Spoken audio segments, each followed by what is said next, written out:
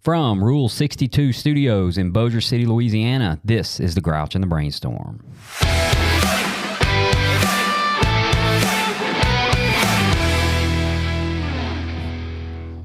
All right. How y'all like the new intro? I like it. All right. I love so we recently moved studios, and so now we are located in what we're going to call Rule 62 Studios. And if you don't know what Rule 62 is, well, I'm sorry. You haven't been around long enough. You're going to have to pick up. Jill, you don't know what it is, do you? No. And you don't know what it is. Hello. Okay. Rule 62, I will be the one to just share this information to everyone, is don't take yourself too damn serious. And that came from our own Bill Wilson. In some convention somewhere, he came up with Rule 62. And this is Rule 62 Studios. So this is actually going to be a bonus episode. And we're recording 2 episodes today, but today this is going to be a bonus episode. And I promised Larry and Judy that I would tell my story on the air. And that's what I'm going to do. And I'm going to do that today. With the help of Matt and Jill. And you guys can ask any questions you want to ask. Couple rules. I'm not going to say anything that might hurt anybody else when it comes to my story. I'm not going to even allude to something that might hurt someone else. And I gotta preface this story. So, number one, regardless of what I say today, because I get a better chance to open up whenever I'm doing this. It's not like I'm standing on stage in front of a lot of people. But actually, I'm on the air in front of probably more. But I'm going to preface a few things. One is AA works. It works. Now, our primary purpose in Alcoholics Anonymous is to stay sober and help other alcoholics to achieve sobriety. And I came into AA broken, and I did not want to drink anymore. And 12 years and 3 months down the line, I have not drank a drop, okay? And still working on the broken part, but that's okay because I'm not getting any better if I drink. Number 2 is outside appearances are never what they seem, ever. And that is just from my own experience to people who have spent time with me, to what I've spent time with people, and outside appearances are never what they are. So if anybody's just expecting something miraculous, I guess it's really how you hear it. And the third thing that I would probably preference the most, and I may even revert back this if you guys ask me any questions, is most days, almost every day, most, not all, I just want to go home. That's it. I just want to go home. And I don't know where that is. So, and that's just the truth. So, pain is a great motivator, and it has motivated me in my life to do a lot of stuff. And a lot of this stuff that I've gotten to do has benefited others, and I think that's amazing. But for me, a matter of fact, I say I don't know where that is, but I do. I do know where that is. It's somewhere in the past. It's 2001, 2002, and it's snowing in South Bossier, and I'm in a backyard full of snow, and there's I guess 2-year-old little girl running around in a blue coat, and I'm chasing her. And her brother's pelting us with snowballs as best you can make here in Louisiana. And he's laughing at us, and I'm tickling her, and she's laughing. And her mom's standing on the patio of our home, yelling in a very small voice and country accent, what are y'all out here doing? And we're all just laughing. And that is the last memory that I have before everything went haywire. And I can't think back any further. I can't think back any, there was no real good memories of that life that I had after that. And I let alcohol, and I'm only an alcoholic. I'm not a drug addict. Nothing against drug addicts. I mean, you guys got it going on as well.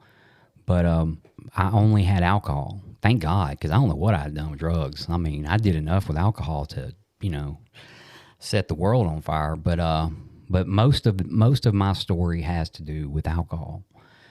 And most days, all I want out of life really is just to go home.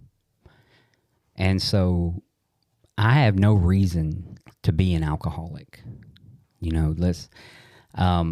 I was raised, well, first off, I was born, obviously, in Shreveport, Louisiana, right here, to really good parents. I mean, my parents were like the shit. I mean, I say that. They were very young, so we kind of all grew up together.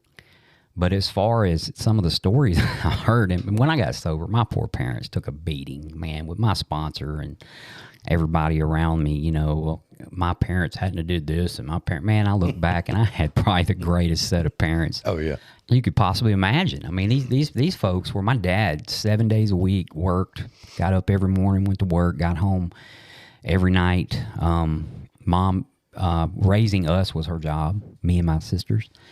And so we didn't have alcohol in the home. We were fairly religious, kind of had a little religious bout. Now, we stopped going to church when I was around 7 or 8 years old, but they still kept those same basic fundamentals, beliefs and stuff in the house. And we weren't, we abided by that. I would have to sneak snuff into the house, and I couldn't get caught. I remember one time preparing an entire speech just to try to get to smoke a cigarette with one of my friends who was, 8 years old and smoked. A legend. Yeah. Well, unfortunately, that legend passed away of cancer when we were 43 years old. They tend to do that. But I remember I had this speech ready for that, and I had a speech ready for letting me chew tobacco, and I had a lot of friends that got to do whatever they want. It seemed like everybody had that cool mom, the one that don't have a problem with you drinking as long as you stay at home. Everybody had that mom, but my mom and dad weren't. They were very strict and very by the book when it came to heaven and hell and praying and talking to God and stuff like that. So there was drinking in the family. There was drinking in my household. A couple of my relatives, did it. And they did it right. I mean, they did a really good job. We still laugh about some of the antics that were there to this day. Matt's behind me adjusting a window, so there's going to be a whole pod of whales showing up in the parking lot here in a minute. But for the most part, my childhood was very, very uneventful. There was no misbehaving. I actually followed the rules. I went by the rules. I tried not to do anything wrong. I did not steal. I went to school. My parents weren't very happy with B's and C's. Well, they were when I was in high school. But elementary and middle, they were not very happy with B's and C's. So I got a lot of B's and C's in high school, but in elementary and middle school, I got all A's. Just I was an honor student, and that whole good thing, and I had some self-esteem problems that cranked up whenever I was about 11, and I guess it was 11. I don't know, because I was also a bullied kid. I got bullied quite a lot, not to draw self-pity into this, because I'm not. But I just, terms even to this day, like fat boy and stuff like that, just irk me whenever I hear people. And it changed my view of life as an adult, because I always go to the rescue of those people who were different. And, you want to be I don't know, you can't save everybody, but you definitely don't want to sit there and watch someone get bullied. Moreover, you want to turn the tables and make it to where somebody who may be down on themselves because of other people becomes successful if you can help them. And so that part of my life shaped the life that I live now, but as you'll hear in this story, alcohol and drugs, not drugs. Why the hell do I say drugs? Alcohol got in the way of that a lot for several years, but I started. I did really good in school, and I didn't drink, I didn't smoke, I didn't. I snuck around and did it, but I never was the type that could do it very well. I just couldn't. You know, I mean, it's like you sneak a cigarette and then you spray Right Guard all over you, you know, and then you go home and you smell like a smoldering Right Guard. Rub your body down with Christmas trees. Oh, yeah, all those little things that hang in the car. So I never was good at any of that, you know.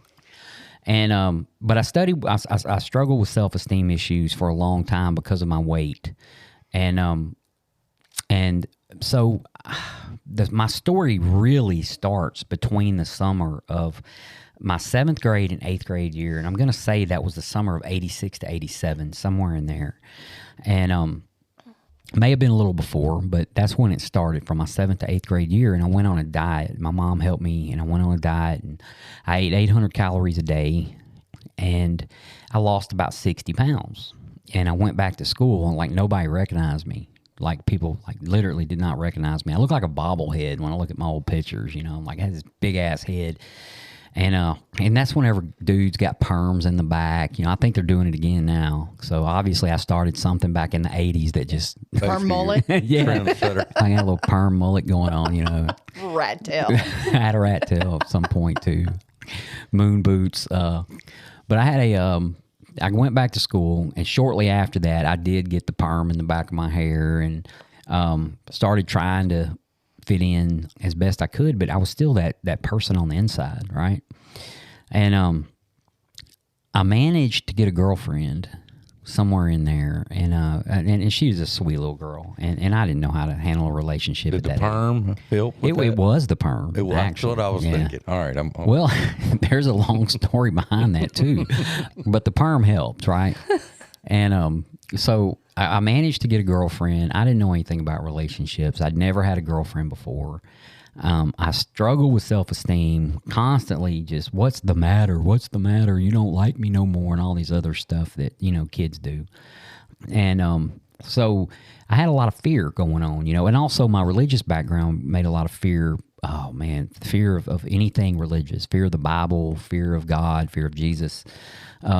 You know, fear of stepping on a crack at the wrong time of day because you may get, I mean, it was really bad. You know, it still is. There's a lot of that OCD stuff that still goes on that I try to just work with on a daily basis. But for the most part, the relationship was just two kids, you know, strictly, how old were you? I was 14. Okay. Strictly non-physical, you know, besides just your smooching and stuff like that. But there wasn't any of that, you know, that the fun stuff going on. But you know, and being a 14-year-old kid, I was just lucky enough to have a girlfriend, and but I was so scared I was going to lose her. I mean, just lived in fear every day. So there's an added fear to the addition to the fears that I already have, and so one night, I think it may have been, I know it was November of 1987 that me and her mom loaded up an old blue Capri, you know, the long cars back then. That must have been a popular car, but we loaded up in one and we headed to the daiquiri store. And I had never drank, never really drank in my entire life. And we loaded up in this vehicle and headed up there, and we get there, and her mom, you know, goes in. Well, before she goes in, she takes our order, you know, and I remember to this day, it was a fuzzy navel. And she said, "Do you want an extra shot?" You know, and I don't know anything about any of that. I'm just, the word extra sounds good to me, you know? Sure. Yeah. And so I just come off of this major diet, so I didn't care about calories either. So I was like, yeah, I'll take an extra shot. And she brought it out, and it's a big old cup, two styrofoam cups inside to each other with tape over the top. And I remember I remember drinking it. And it started to hit probably about 7 minutes into it. By the way, let me interrupt this. Go ahead. The people in Louisiana, we understand the tape over the top of the cup. Yeah. But others listening around in Louisiana, we consider you not being able to drink it. It's safe if they tape the straw to the top of the cup. Of course, no one would ever consider drinking that, you know, in their vehicle or out in public or a piece of Scotch tape. In defense of the Louisianians, they might have to figure out how to take it off. Well, They may not be I able to always figure love that. They out. would just tape the straw down. Well, yeah, Like, other states don't have drive-through daiquiri places, and that my cousins, when they came in from Tennessee and saw that, thought that was the neatest thing that's ever happened. I have heard people say that. Y'all have drive-through daiquiri place? Yeah. Yeah. And I haven't What do drank y'all walk through y'all? here since I was a kid, but in New Orleans, you get the Go Cups and you actually get it and walk around with it in public. So Yeah. that's even a bigger deal. People are like, what? So Yeah. we're weird over here. Drive-through rehabs pretty soon. Just, Let me know when that kicks off. I need to get in on that. a couple So, sprinkles of holy water is That's fine. right. Let you go. You're cured. It'd be $13,000, please. But no, we got these daiquiris, and about 7 minutes into hitting that daiquiri, man, it was life changing. Like there was that 7 minutes of my life changed my entire life. Like it completely my perspective. No fear. Mm-hmm. I had absolutely no fear. And it seemed like if I just kept drinking, more stuff went away, right? More fear went away. And like the fear of anything. I can remember that. I wasn't scared of the end of the world anymore. Superman. I wasn't scared of my self-esteem. I actually went through the ceiling, like I've never danced in my life. But All you needed was a perm and a daiquiri, bro. And it was on. So a little weight loss, perm, daiquiri, and the whole world looked different. And but I really liked it. I really did. I loved that feeling. And of course, being that young and not really drinking before, there wasn't really a hangover. The hangover was just non-existent, kind of. So come to the next morning, and I didn't, immediately pick up drinking. So it would be like every other weekend that would happen. And I don't remember when, but it was somewhere around, I don't know, 2 or 3 months after this that she dumped me. It was one of those where her sister called and said, hey, she wants to break up with you. And, oh, my God, no. And the whole world fell apart. And then I remember there was ice on the ground. I walked out my parents' front door, slipped, fell, busted my ass. The whole world's coming apart. And but I remember what would make me feel good, Oh, yeah. The problem was I couldn't get it. And old girls, that mama been buying it, and she dumped me, so her mom ain't gonna go buy me alcohol. So I had to deal with that for the first time in my life. I had to deal with real heartache, and I'm not gonna throw heartache into that story, but I will say that it has become a fixture in my life to where it's just something that is. But I had to deal with that heartache that day, and or not just that day, but we still went to school together. We were freshmen in high school, and so I had to see her every day. And of course, then she got a new boyfriend, and then that that he didn't like me, and and me and him were friends before, and all these things happen, and that you don't think about whenever you're a kid because you never had these emotions before, right? So. Ultimately, it would lead to me finding a way to find some alcohol, and I would drink. I drank before school, I would, and I played it off as being cool. This is the cool thing to do. Go to first hour drunk, just different, kind of things, and this is where it really gets stupid because it gave me a persona that is not me. Okay, does that make? Let me explain. I went from being a overweight, very smart, by the rules kid to being the bad boy. I was the bad boy. He's the bad boy. So it gave me a bad boy persona that I couldn't live up to because I'm just not a bad dude. I'm not a bad boy. I don't, hey, if everybody's into ripping off cars, I'm like, hey, let's go rip off a car. And then I'm gone. I'm out of here. Somebody's got to stay back and bail y'all ass out. Or I'm like, let's just go buy one. Hey, let's go. I'll finance it, guys. Let's go purchase a car. But it gave me a persona that is not me. And I had a hard time living up to that. I don't even know why I wanted to live up to it.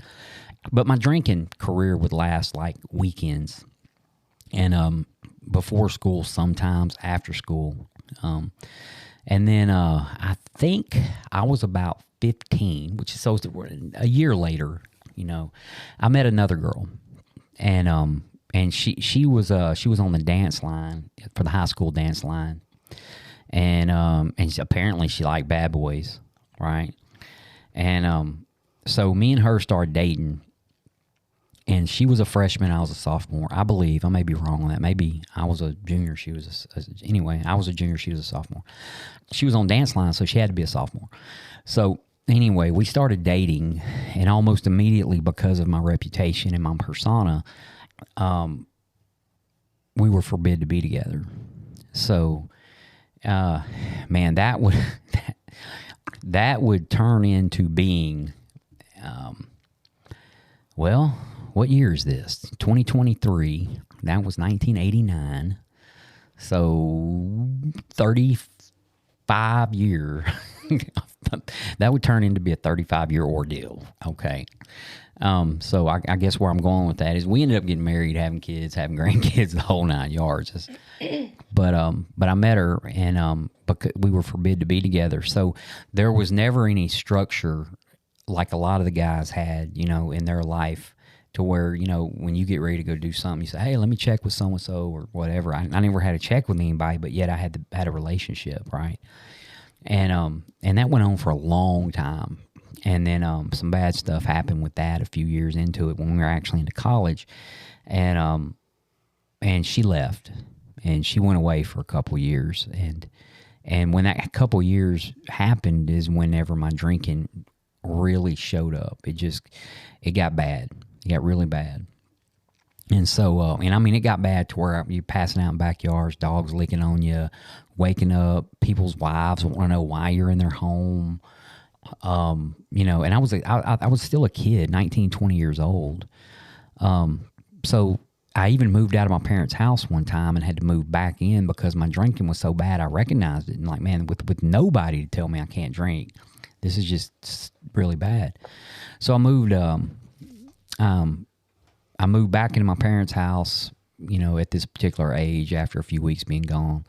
And I kind of dealt with it, but I dealt with it mainly with alcohol through this whole time. I would work and drink, ultimately just work and drink and work and drink. And it helped me in my career path because I moved up in a company that I had started at when I was 15. I moved up really fast.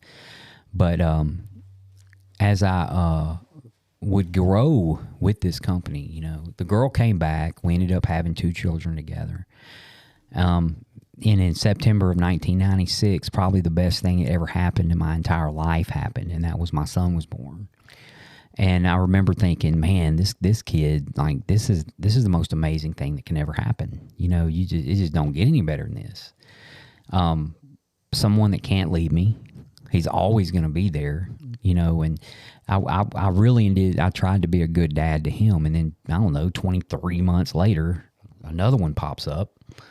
And I don't know how these kids keep popping up, but another one popped up, and same feeling, my daughter was born in September of the next year, and 2 years later. And so we had this family, but the period of time from her coming back and we getting married until my daughter being about 1, my daughter was born in 99. So my daughter being about 1 year old is the period of time where there was no alcohol. There was no drinking. Maybe even the courtship, right? When she, because we were probably dated for 6 months, then got married, and then we had this little period where the kids, were born, and there was no drinking in the house. There, we may have went somewhere and had a drink. It wasn't purposely no drinking. It just wasn't a part of our lives. And somewhere in the year 2000, 2001, I kind of told myself that I can't get addicted to anything. I remember that conversation. I don't understand addiction. People that get addiction, this, that, and the other, and I can't get addicted to anything. I've been dipping snuff since I was 9 years old. I can't get addicted to that. I mean, I've been dipping since 9, and I'm, in my 30s at this point, or almost 30. So, somewhere in there, around the year 2000, 2001, I really picked up drinking big time, and 12-pack of beer on my days off, and after a few days, that wasn't going to cut it. A few months, I said, I'm going to start buying vodka. And so I started buying vodka, and I was drinking a fifth a day, every day when I got home from work, sitting in the recliner until I was in oblivion. And that wasn't rare. I mean, that happened every single day. So somewhere in there is when I crossed the line. And a guy stopped by the house one day, 12-stepped me. Apparently, my ex-wife had told somebody, his wife, that she thought I may have a problem. He came by. He wanted to talk to me, and I didn't have a problem. I even went to a meeting with him over at the Koala Club, and it just wasn't my deal. And I just didn't, I really didn't have a desire to stop drinking. The one good thing I have was my thought process. The only thing I really like in this world is drinking, and you're trying to take it away from me, and I'm not stopping, I think we've all had that thought. Yeah, for sure. and so I'll be damned. You're not doing that to me. You're not taking that away. So it took me 11 years after that of some really bad stuff before I would actually walk into the rooms of AA. But I did.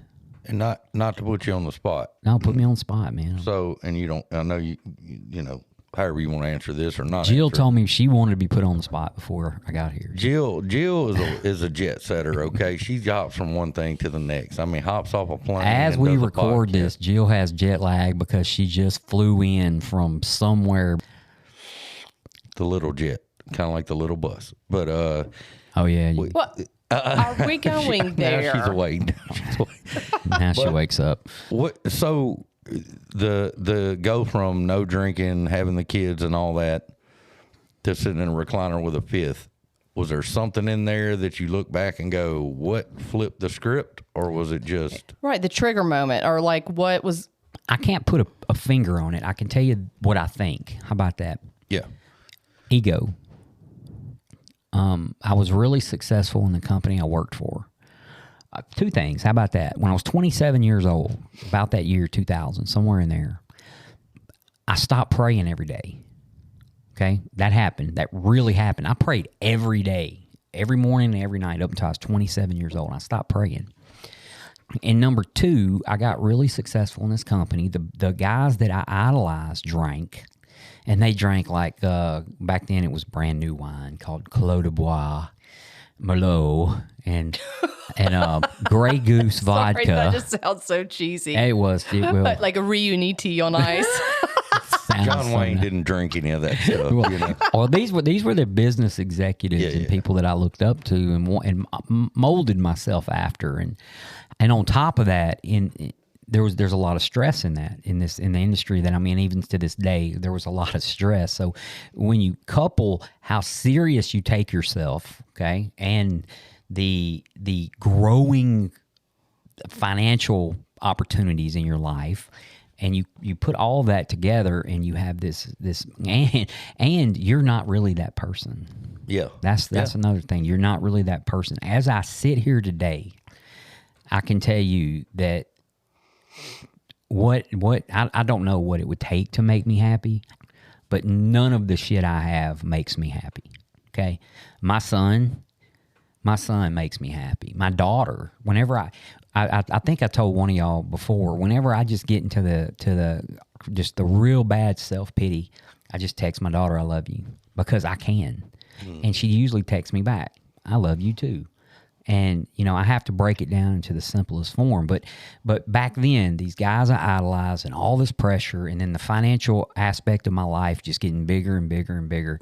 In the year 2000, this is no shit.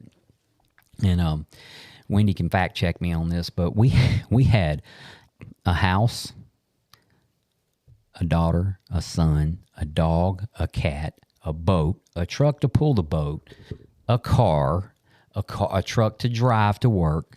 I mean, everything that, and I wasn't very old. I was 27, 28 years old, and I wasn't raised like that.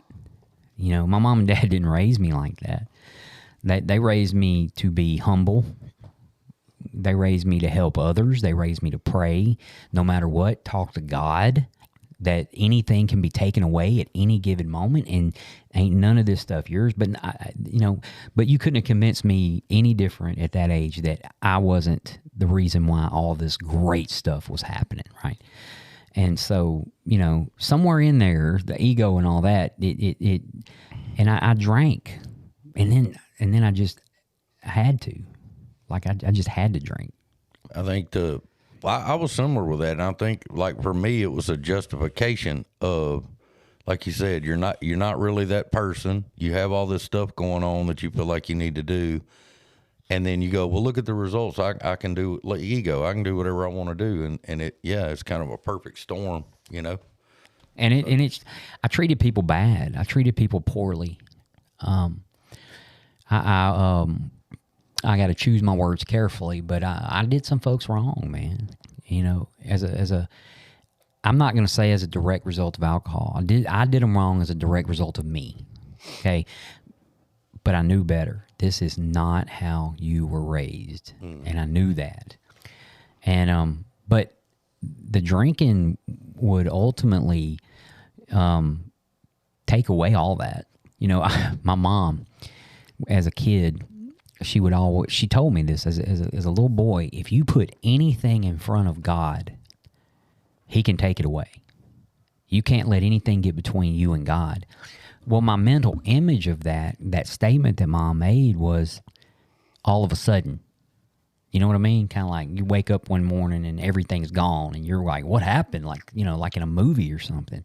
I never put two and two together that God will just allow you to eliminate it all out of your own life because you've eliminated Him out of your life and there's no structure. Exactly what happened. I mean, and man, I'm going to tell you there at about 11 years, maybe 9 into drinking, I was scraping. Man, I refused to see the truth. I was holding on to just anything I could. And by then I had quit one job, went to another job, and was doing fairly decent at that job, except for the fact that someone noticed I had a drinking problem that I didn't think anybody noticed, and started threatening, to take my employment away if I didn't do something about my drinking. And the one thing that I've always been consistent with is my employment. I've always just worked a lot. That's just always been, I wouldn't know what to do. Like I know Matt would probably wake up and go fishing, right, every day. Or Jill would probably be out here in the field and picking up stuff. I don't have that. Like I wake up like, what the hell am I going to do today, right? I don't have any of those hobbies and all that other special stuff. I'm going to go to AA meetings for 24 hours a day, 7 days a week. That's probably something that I like to do, But I ended up scraping and losing it, just every bit of it. And through that 11 years, I went to rehabs. I went to rehab like 6 times total. But I went to a lot of emergency rooms where they kept me for a few days. And I learned early on, don't tell anybody you're thinking about killing yourself. Just don't do it. I mean, I'm not giving that advice to anybody on our listening team. For me, that's what I took. Don't do it, just because they're going to lock you down. So I refused to do that. And that was actually the opposite of the truth. The thought was a constant thought in my head for many years of how to do it and when to do it. And never took that leap. But I went to a preacher. I went to my school preacher, my church that my mom and dad quit going to when I was 7. I went and met with him and told him I have a drinking problem, and they were like, hey, come to church, come over here and see us. And I went one time, I think, and that didn't work out too well. They were still there, after all those years. But I just said, no, not me. And I couldn't do it. And a lot of it was fear. I didn't want to get sober, because I didn't know what I was going to be like sober. It just didn't. That was me. I couldn't see what was left, It is. It's like subconsciously, like in your soul, but you just can't bring yourself to say it. Like I knew something huge was going to happen and something life-changing, and that scared the hell out of me. But I couldn't tell myself this was it. And it and that's I guess the fear of the unknown. Yeah, big time for change. Like it can get any worse than it is. Yeah. Right. But I kept thinking I'm not going to be cool anymore.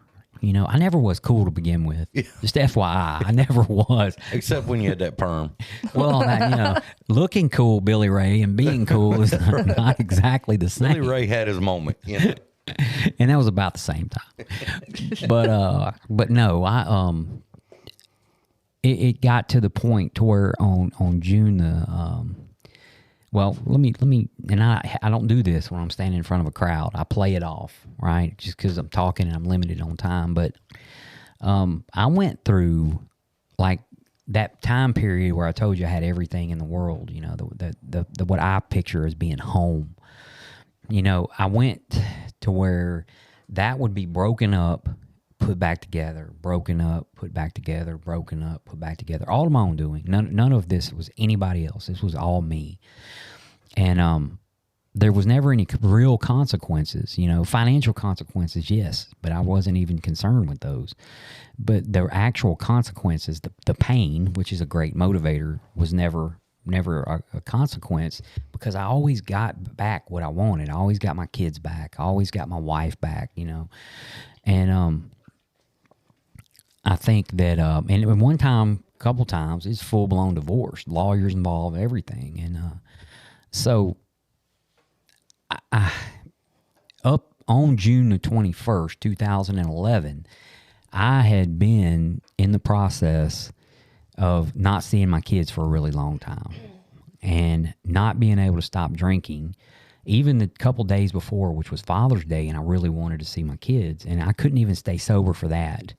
So June the 21st is a Tuesday. The Sunday before that was Father's Day, and I was drunk all the way through that.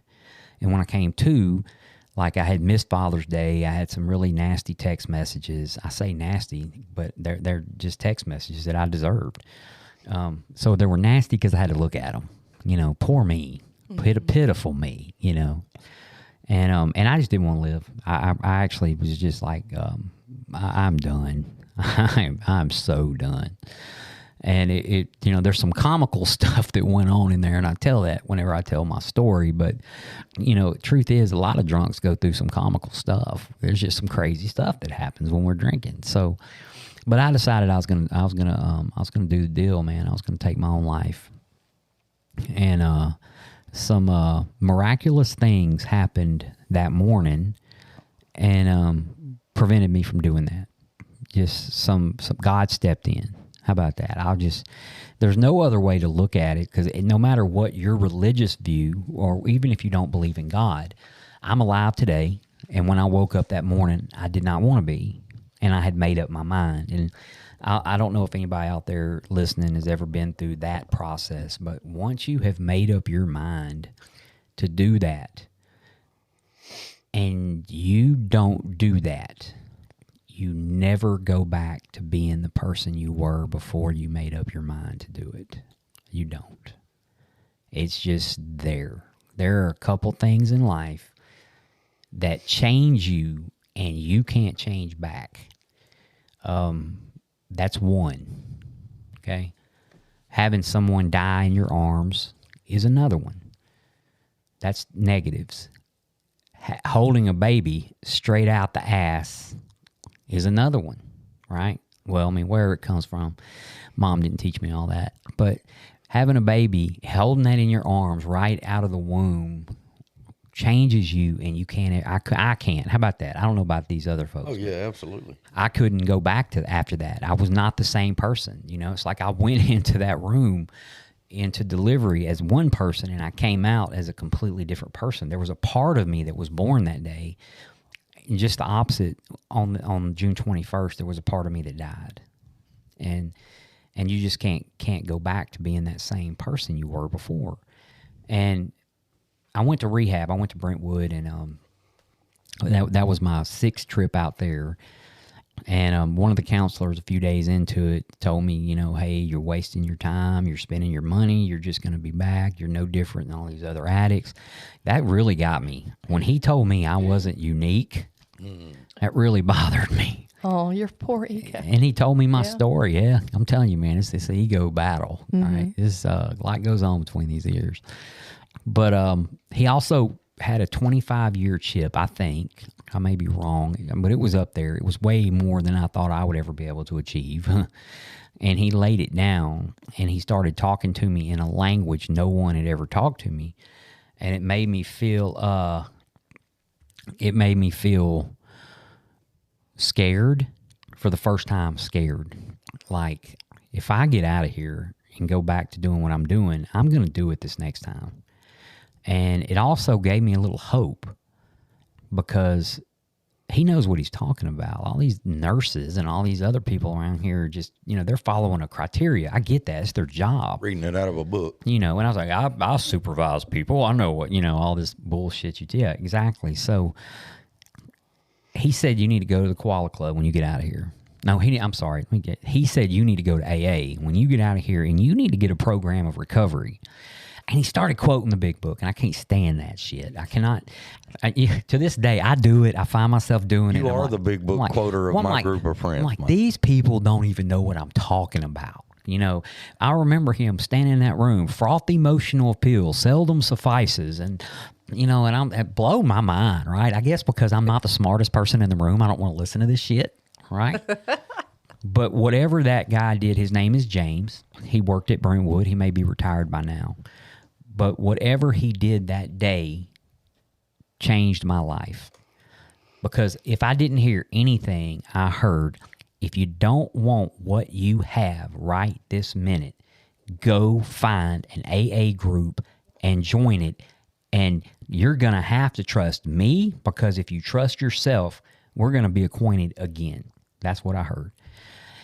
And I had a buddy, in rehab.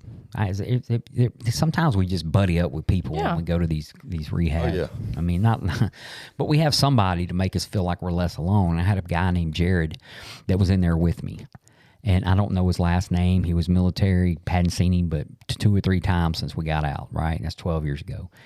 But we got out, and I wasn't going to go to AA. I was not going to do it. I'm gonna go back to my apartment. And I'm going to try this thing one more time, And Jared said, hey, man, I'm going to this place called the Koala Club today. You want to go with me? And I was like, not really, no, but I need to go. I'll drive.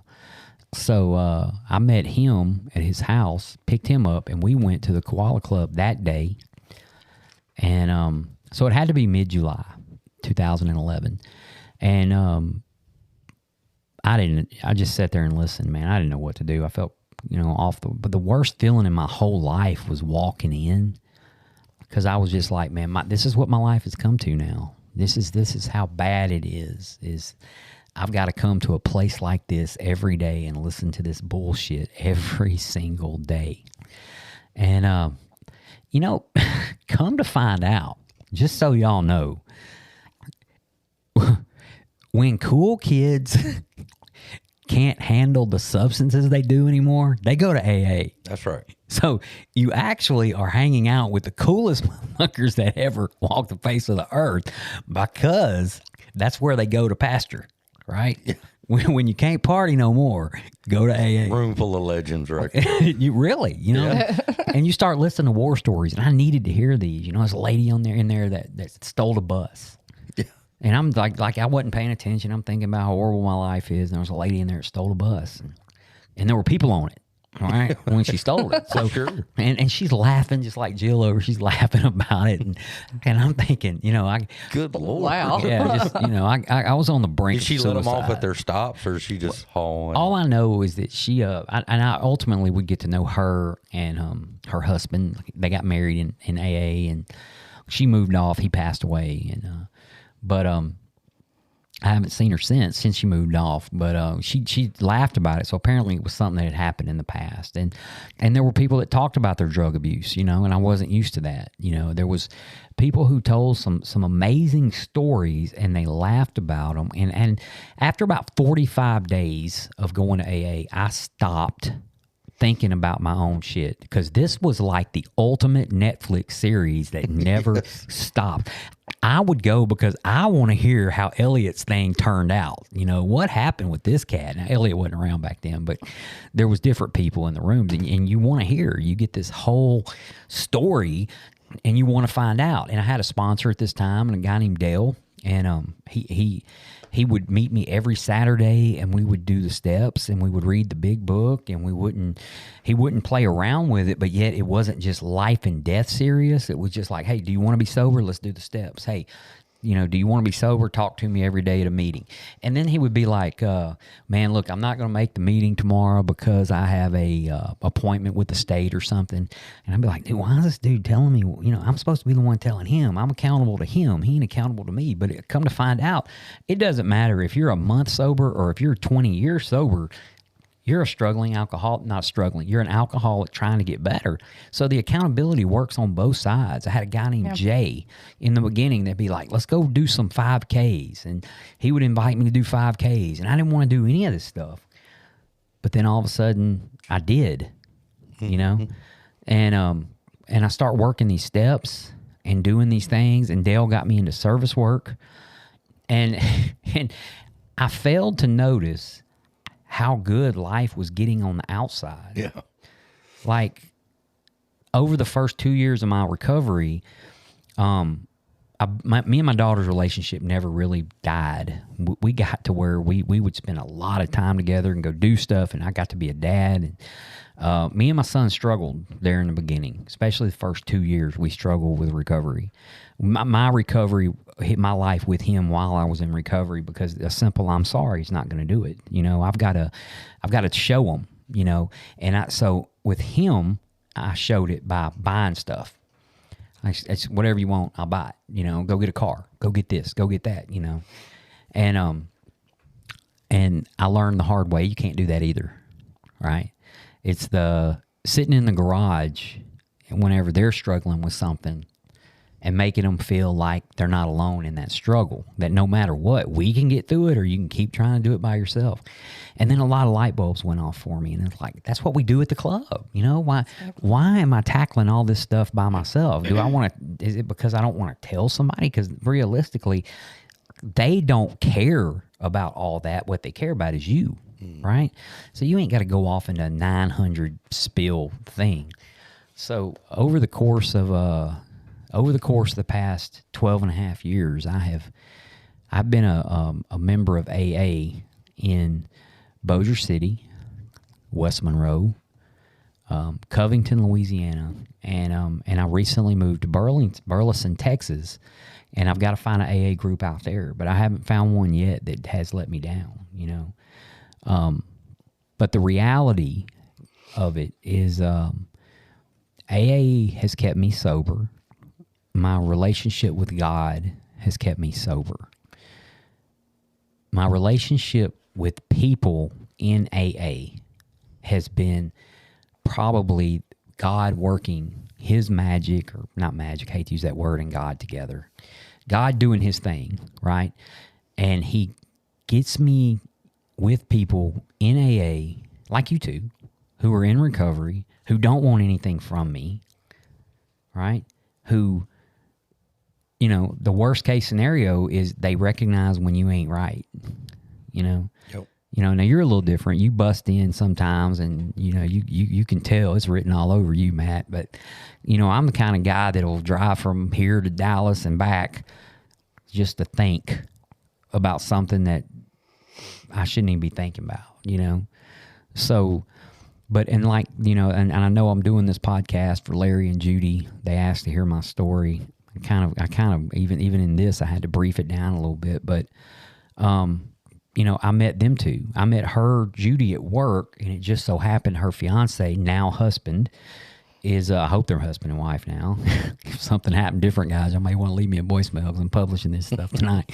But you know, he was 6 months behind me in recovery, and it just, things like that is just, you know, you see somebody walk into the rooms of AA, it doesn't matter how long they've been sober. Ultimately, it's about serving each other, serving the public, taking care of each other.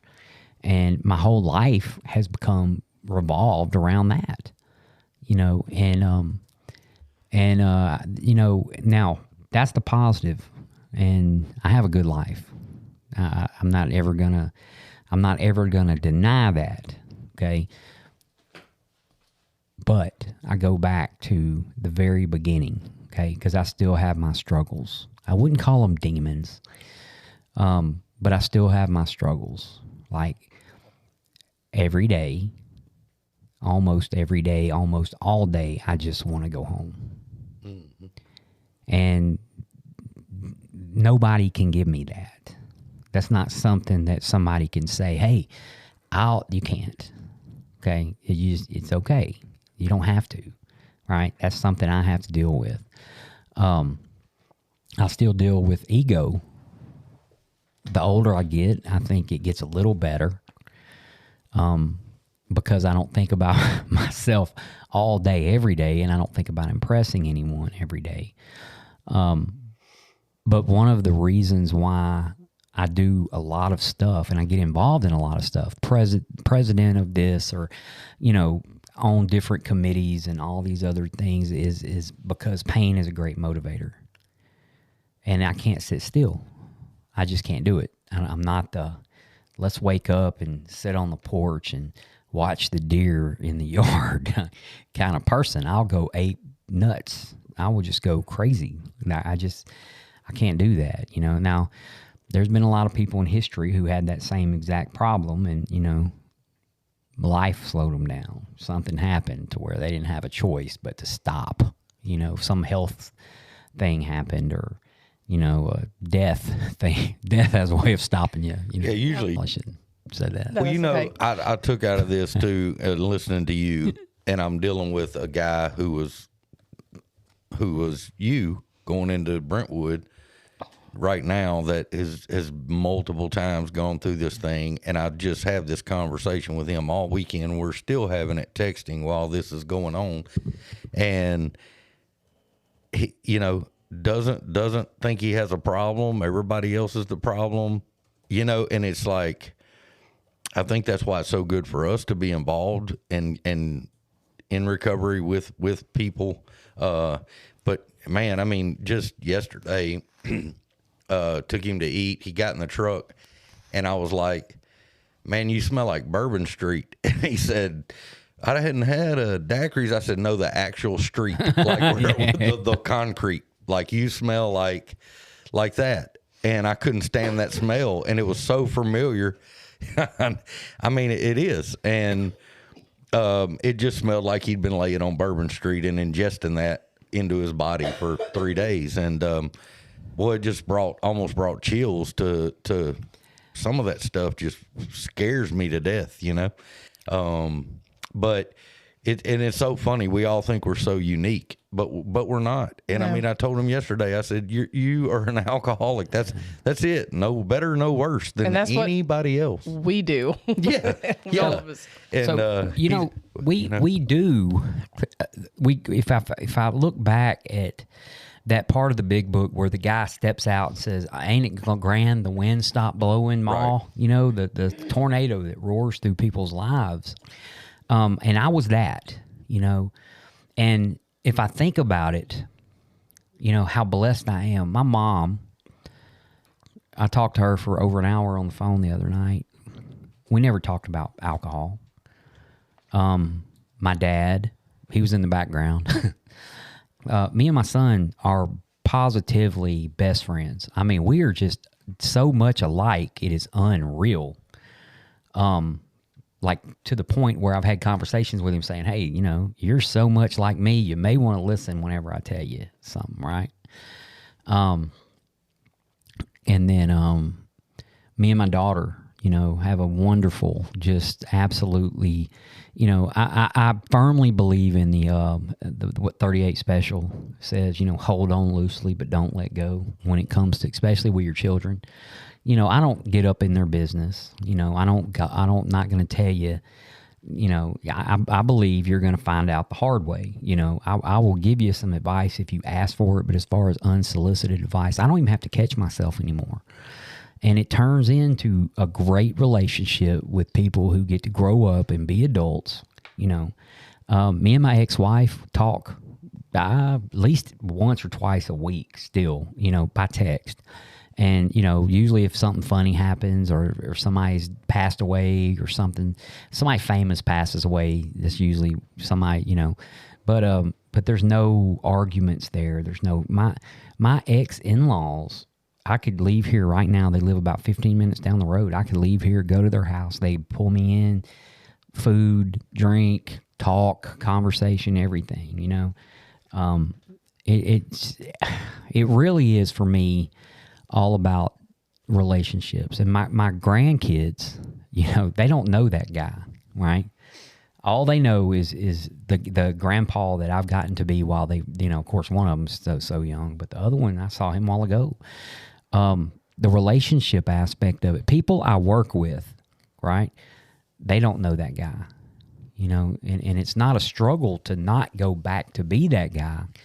But I do know beyond the shadow of a doubt, if I don't pray, if I don't talk to another alcoholic, if I don't read my big book, if I don't stay away from alcohol, not purposely, but I don't need to be messing with it, I will go back to that way of thinking, you know. So life can be completely different. Mine is completely different, you know.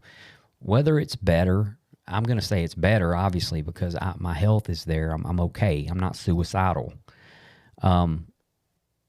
Do I still have some mental stuff going? Yeah, you know, I'm not crazy. You know, I don't want to hurt anybody or myself. But there's still a lot of pain. You know, there's still, and maybe that's what everybody goes through. And just because I'm an alcoholic, I feel like I shouldn't. You know. Well, and I don't know if that's the case. You know, I've talked to plenty of people. I mean, like, the pain is still there. I just know how to deal with it now. Right. There you go. I have a solution, and it doesn't weigh me down like it used to. I don't give it as much power as I used to. And I've learned to live with it. And it's funny, I'm talking about this guy. We just had this same conversation, and he's like, I can't deal with this, this, and this. And I said, that's what this does, man. It teaches you how to deal with that stuff without drinking, without doing whatever. But you know, too, the pain thing, we want that instant gratification.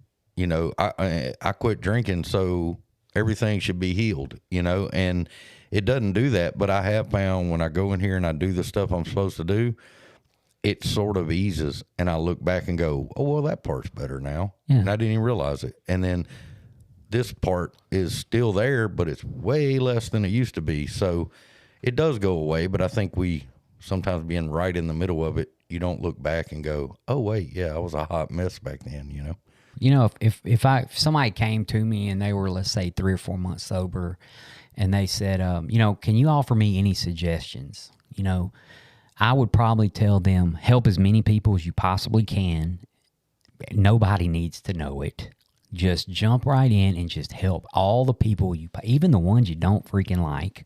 That may be the best ones to help. Help them. Help every single person you can all the time. Be of service to your fellow human, you know. And I think the second most thing I would tell them is that you need to have something bigger than you always. You've got to always have something bigger. And I know in our program that comes first, having the higher power and all that.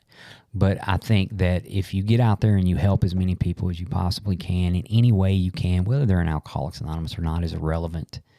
I think if you do that, though, when you do develop that relationship with your higher power, you're going to understand it, whatever it is, a whole lot more than you can imagine, you know. And man, what a life I have. I mean, a lot of people would do just about anything to have this.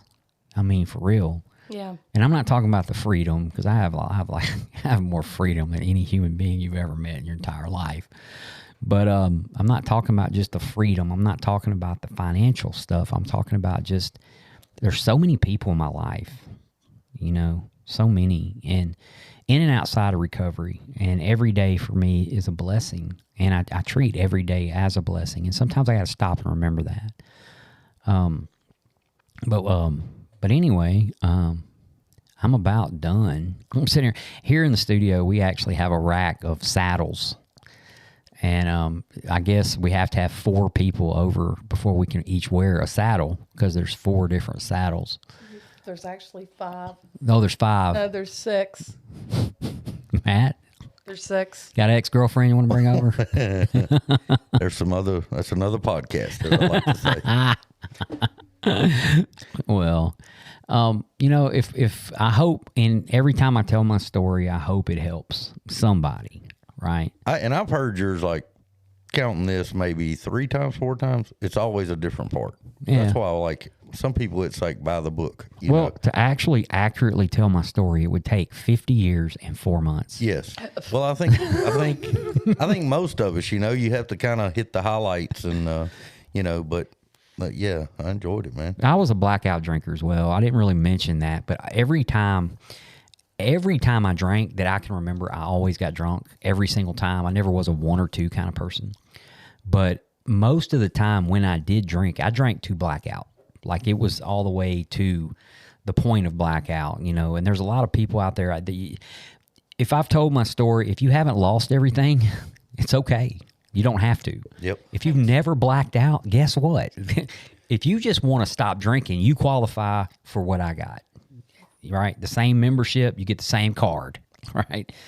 We even have 2 empty mics today. You're more than welcome. Come sit on one, but you just have to have a desire to stop drinking in the program of recovery. Yep.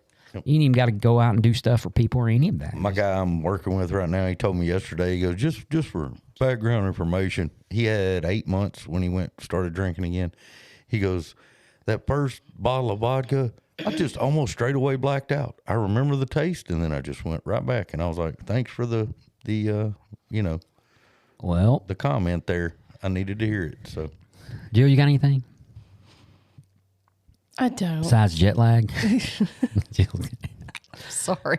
Well, this was a special edition for Larry and Judy, and they were married on yesterday, and I wish them the very best. 2 very good listeners, 2 very great people, and since we kept the studio in Bossier City, I would love to get both of them on. sure. Especially now that they are one. Yes. Like legally one anyway. 1 credit score, nope.